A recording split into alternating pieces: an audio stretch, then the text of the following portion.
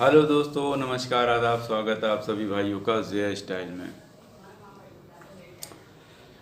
दोस्तों, जैसे कि आप जानते हैं कि अक्सर करके जब हम लोग घर से पतंग लड़ाते हैं, करीब 300, 400, 500, 1000 जितनी भी दूरी पे जो तय करके हम लोग लड़ाते हैं या आप सब लड़ाते हैं, तो अक्सर करके आपने देखा होगा कि बहुत से जो अपोजिट पार्टी के टीम के मेंबर होते हैं, वो क्या करते हैं कि वो जब उनके तरफ आप पतंग को मोड़िए, यानी मान लीजिए जैसे हम आपको बताते हैं, जैसे आप देखिए दो पतंग है, मान लिया कि अगर ये वाली हमारी है, ऑरेंज वाली, मान लिया दोनों अपनी जगह पे ये तनी हुई है पतंग, ठीक है, दोनों अपनी जगह पे तनी हुई है। हम जब एक दूसरे की तरफ ऐसे मोड़ेंगे तभी पतंग जाएगी। लेकिन क्या होता है कि मान लिया हम नारंगी वाली हम इधर उसकी तरफ चले जा रहे हैं, तो ये क्या करता है कि ये पतंग को इधर लाने के बजाय थोड़ा सा और अपने तरफ ले जाता है, यानी होशियारी करता है वो, ठीक है।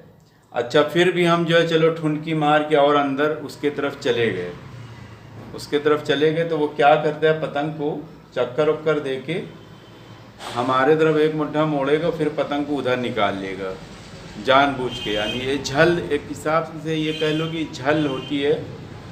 तो हमें क्या करना है यहाँ पे, ऐसे लोगों के साथ में हमने अपनी पतंग को उससे और लंबी कर लेनी है, उससे, और उसकी पतंग यहीं पे ना, वो इधर कर ले रहा है, ये साइड कर ले रहा है, हमारी ये साइड है, हम उससे और लंबी कर लेंगे। यानी जितनी भी उससे ज़्यादा हमारी लंबी हो जाए।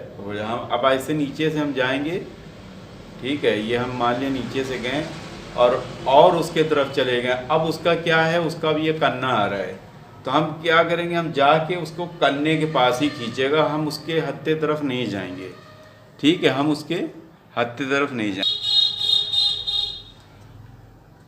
वो बार बार इधर की तरफ आएगा, बार बार हम भी उसके तरफ ऐसे मुट्ठा करेंगे और उसके कन्ने पर ही रखेंगे। जब वो जिस तरह की हरकत करे तो ऐसे लोगों को कन्ना मारा जाता है, ठीक है। हम ज़बरदस्ती उसके अंदर नहीं जाएंगे कि हम उसके हत्थे पे ऐसे घुस जाएं और हमें वो ऐसे करके दबा के जो है, यानी हम जब उसके तरफ बेहवा पे जाएं तो वही बेहवा में वो हमें गद्दा मार के काट दे। तो हम क्या करेंगे, हम अपनी पतंग उससे लंबी करके उसका कन्ना मारेंगे। तो कन्ना इस ऐसे लोगों को मारा जाता है, ठीक है। और या कभी कभी होता है अपोजिट पार्टी इस तरह से ऐसे घुस के एकदम हमारे एकदम ऐसे हाथ की तरफ चला आता है एकदम बहुत तेज़ी से, तो इन लोगों को भी कन्ना हमेशा मारना चाहिए, ठीक है। हमेशा कन्ने पे एकदम बैठो। जब आप कन्ने पे बैठेंगे तो या तो बच जाएगी और या तो उसका कन्ना कट जाएगा, ठीक है। एक आध हाथ डोर से कटने को भी कन्ना ही कहते हैं। तो हमेशा ऐसे लोगों को कन्ना काटना चाहिए। और एक और लोगों को कन्ना काटना चाहिए, मान लिया कि आप लोग ये लड़ा रहे हैं, पतंग लंबी करके लड़ा रहे हैं, कोई बीच से ऐसे करके उड़ा देते हैं, मान लिया बीच से उड़ाए हुआ है। अब हम इसको क्या करें, हम यहाँ लड़ा रहे हैं और ये बीच में उड़ा के ताने हुआ है। अब हम ऐसे नीचे करते हैं तो उसकी डोरी आ जाती है, पतंग हमारे ऊपर ऐसे झोंक देता है, ये डर लगा रहता है। तो ऐसे लोगों को भी जो है, अगर वो सीधा ताने तब तो हम नीचे से ऐसे जाके और ऐसे करके नीचे से जाके और बहुत तेज़ी से पकड़ के खींच लेंगे अगर वो ताने हुआ है। और मान लीजिए वो पेच करने लगता है, जब हम मोड़ते हैं तो वो पेच भी करने लगते हैं, ऐसे शैतान लोग जो रहते हैं वो पेच भी करने लगते हैं। तो इसका भी हमें कन्ना काटना है। ऐसे लोगों को हमेशा, हमारा आज का टॉपिक यही है कि कन्ना किन लोगों को मार के काटा जाता है। तो ऐसे लोगों को हुई कन्ना मारना चाहिए, ठीक है। जो आदमी एक हाथ लंबा करे उससे आप 10 हाथ लंबा करते हैं। तो इस तरह से जो लोग होशियारी करें उनको कन्ना ही काटना चाहिए, तभी आप जो है और उससे जीत पाएंगे। नहीं तो वो अक्सर करके पतंग हमारी कट जाती है। जो बीच से उड़ाए रहते हैं उनका तो श्योर कन्ना काटना चाहिए। और अगर कोई सीधा ताने तो हम तो ऐसे ले जाके ऐसे सड़ से खींच देंगे, यानी ऐसे जाएंगे, अरबी का लाम ऐसे बना देंगे, यानी ऐसे करके लाम ऐसे बनता है, तो ऐसे जाएंगे और ऐसे करके लाम बना के निकल जाएंगे। जो लोग बीच से उड़ा के ऐसे बीच में खूंटा करके ताने रहते हैं, ठीक है, कोई कम पे ताने रहता है, कोई थोड़ा यहाँ पे, और हमारी पतंग लंबी लड़ रही है, तो ऐसे लोगों को हमेशा कन्ना काटना चाहिए। इसमें आपकी जीत है, आपकी पतंग भी नहीं जाएगी और उसकी पतंग कट भी जाएगी। ठीक है, एक पतंग आदमी लड़ाता रहेगा और एक आदमी उसको काटेगा। तो इस तरह से पेच करके नहीं काटोगे, पेच करने लगोगे तो वो पेच में आपको काट भी सकता है और अक्सर करके काट देता है। ये चीज़ हमने देखी है और खुद भी आजमाई है। लेकिन अगर आप उसके कन्ने पर ही रखेंगे, वो खींचेगा मारेगा ऊपर से है तो ही उसका कन्ना कट जाएगा और साफ़ हो जाएगा। फिर थोड़ी देर उड़ाने में उसको टाइम लगेगा। जब उड़ाए उसका कन्ना काट दो, जब उड़ाए उसका कन्ना काट दो। हम ये भी जानते हैं कि जब हम कन्ना मारेंगे तो दौड़ेगा तो आपके हाथ में है, क्योंकि जो लोग बीच में कूटा करे रहते हैं वो इतना लंबी नहीं करते कि आपके बराबर जाके लड़ाएगा। वो हमेशा उसका समझ लीजिए कि आप आराम से उसका कन्ना काट सकते हैं। और जीदारी से, ये डर के नहीं कि डरते डरते रखा, मालूम पड़ा कि वो अगर थोड़ी सी डोर भी है तो हम ढीला कर देंगे तो खिंच भी जाता है। तो होशियारी से, बहुत समझदारी से ही उसके कन्ने पर ही रखिए। अंदर घुस रहा हो एकदम कन्ने पे जाके इसे रख के और डोर छोड़ दीजिए कि वो अगर घुस भी रहा है ना, जैसे ही तेज़ी से आप डोर छोड़ेंगे ना तो डोर टच होके भी चली जाती है। और कन्ने के पास ही दौड़ाए रहेंगे, मान लिया कि अगर कन्ने पास एकदम दौड़ाएं तो कन्ना ही कट जाता है, अक्सर करके होता है। मसलन आज जैसे हमने पतंग उड़ाई थी, एक बार बार हमें हत्था घुस रहा था, ठीक है, हम उसके अंदर की तरफ जाएं तो हमारे सद्दी पे आ रहा था। तो बार बार वो कर रहा था, हमने उसको हम पौना पतंग उड़ाया तो उसका कन्ना ही काट दिया आज। ठीक है, तो ऐसे लोगों का ही कन्ना काटना चाहिए जो बराबर से नहीं लड़ाएं। और एक पतंग हमारी बहुत दूर से हमारे जनाब छन्ने भाई हैं, उन्होंने हमारी पतंग करीब जो है यानी 50 रुपए का तो मंचा चले ही गया होगा, आधी रील से कम बांधे हुए थे। बहुत लंबी पतंग उन्होंने करीब 300 गज से काट दी उन्होंने। हालांकि उनकी गलती नहीं है, क्योंकि गलती हमारी है, उनकी कम पे थी और हमने ही जानबूझकर खींचा था। वो हमें सद्दी से काटने आ रहे थे तो हमने कहा इनको पकड़ के खींच लें। जब हमारे हाथ में तो मंझे ही था, हम मंझे को खींच रहे थे। मंझे और सद्दी में तो फ़र्क होता है। वो जब तक हम ऐसे करके करें वो रख चुके थे, डोरी टच हुई हमारी जो है चली गई। डोर टच में अगर किसी की मजबूत डोर ऐसे करके किसी ने ऐसे रख दी है और डोर टच है, अगर आप सोचेंगे कि उसका कम हम कन्ने पास हम खींच लें तो आपकी कट जाएगी। डोर टच पे नहीं खींचा जाता, पर उसको ऐसे थपक्का मार दो खुद ही कट जाएगी। तो उसमें हमारी चली गई थी। उसके बाद हमने 3 पतंग काट के उतार ला और एक पतंग हम जो जिससे काट रहे थे वो हमारी कन्ने पास से, जो कन्ने में गीट बांधी जाती है, वहाँ पर से टूट गई थी। तो आज तो खैर यहीं पे हम जो है वीडियो ख़त्म करते हैं। और संडे की पतंगबाजी दोस्तों बहुत ज़बरदस्त अबकी से हुई थी। जनाब हमारे फ़हीम उर्फ सागर साहब, डॉक्टर साहब, गुड्डू साहब, छन्ने साहब, उसके अलावा सलमान और शहबाज भाई हमारे, और उसके अलावा कौन था, तारिक भाई थे, शफीक भाई लड़ा रहे थे, अली भाई लड़ा रहे थे, अली भाई की तरफ से भी कई लोग थे, गट्टू ने भी पतंग उड़ाई थी, और कौन था,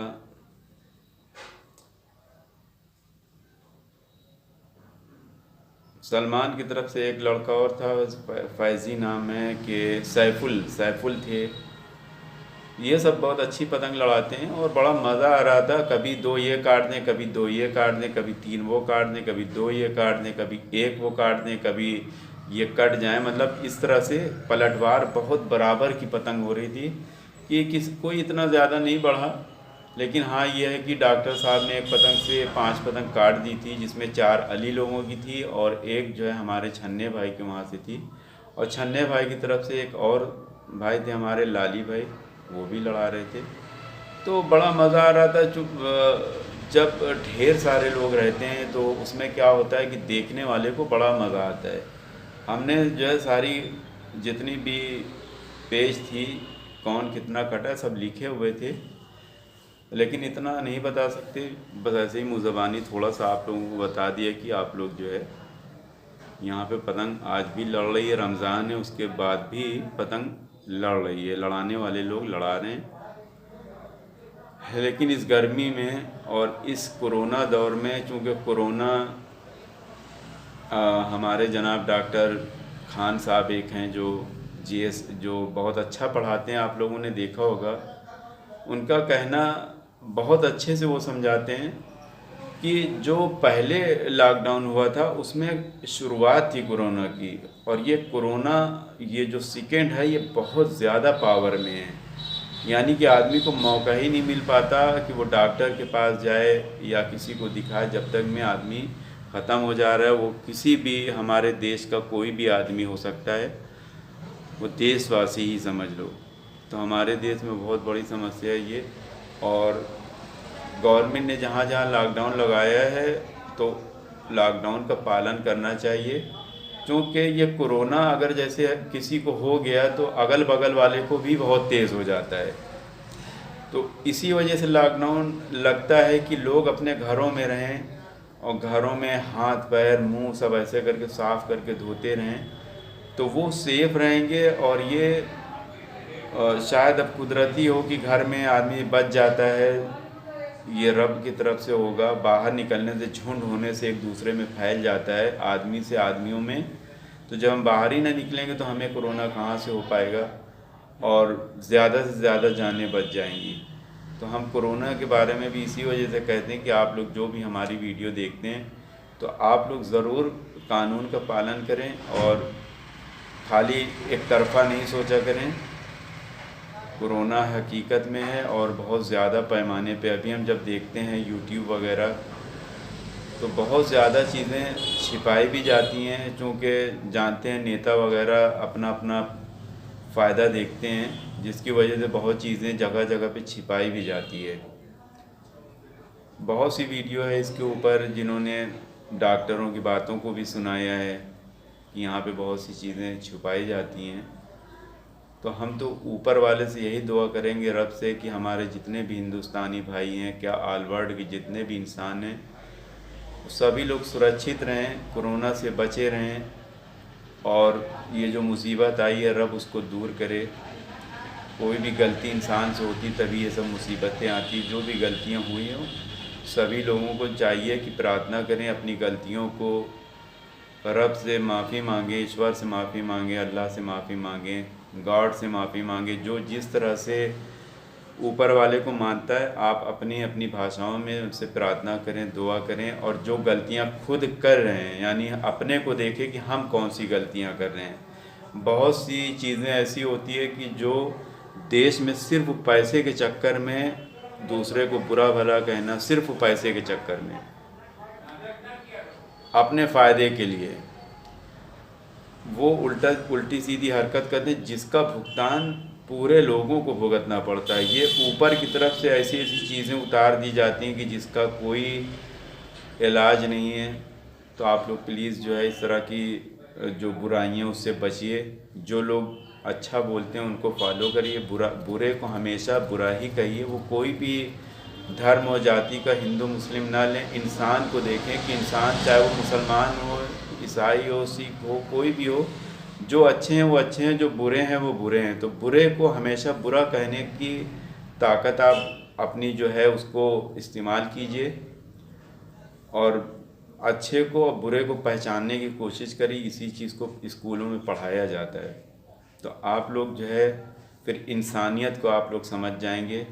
और बाकी जो जिस धर्म का है वो धर्म जो अपनाए हुआ है वो अपने धर्म को ही फॉलो करेगा। लेकिन किसी दूसरे को हम बुरा कह के अपने धर्म को अच्छा नहीं कर सकते, कि हम दूसरे को बुरा कहेंगे तभी हम अच्छे हो पाएंगे, ऐसा नहीं है। अच्छाई बुराई पे हमेशा जीत हासिल करती है और बुराई बुराई होती है। और ये सब चीज़ों स्कूलों की किताबों से मिलता है। और घर में जो अच्छे पेरेंट्स होते हैं वो अपने बच्चों को अच्छी जो है तालीम देते हैं और सही चीज़ उनको समझाते हैं, बुराई को अलग रखते हैं, अच्छाई को समझाते हैं। क्योंकि बुराई जब हमारे बच्चे को पता ही नहीं होगी तो बुराई कहाँ से वो पाएगा। लेकिन लोग अच्छाइयों में से बुराई को ढूंढते हैं। उसमें अगर कोई नुक्ता, अगर किस मौजू से बातचीत चल रही है, उस बात को छोड़ के उस बुराई को निकाल के उस सामने पेश कर देते हैं। यूट्यूब है, टेलीविज़न है, इस पे तो सामने वाला आदमी तो सिर्फ बुराई को सुन रहा है या पढ़ रहा है। तो उसको ये पता नहीं कि ये जो चीज़ें निकाली गई है इसका जो मेन मकसद है वो किस वजह से ये बात कही गई, वो चीज़ को नहीं फॉलो करता। बहुत सारे इंसान, सभी नहीं, उसी को देखते हैं कि हाँ ये चीज़ बस जो है बुरी है। बस वो उतना ही देखता है, लेकिन वो क्यों है, किस लिए है, ये चीज़ को कोई नहीं समझने की कोशिश करता।